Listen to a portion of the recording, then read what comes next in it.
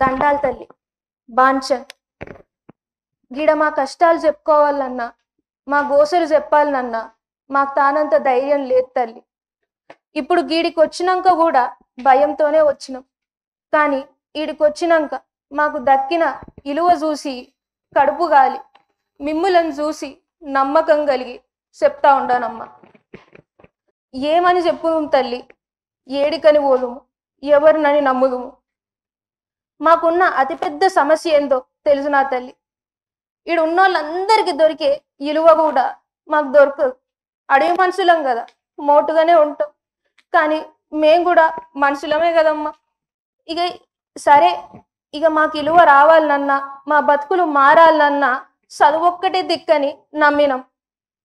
మేమే కాదు, మా అయ్యల కానించి ఇదే నమ్మిండ్రు. గందుకే మమ్ములను ఆ కాలాన్నే బళ్ళకు దోలిండ్రు.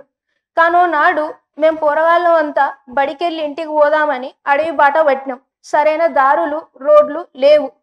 ఇక మధ్యన దారి పడ్డ అడవి జంతువు ఒకటి మా మీదికి వచ్చింది.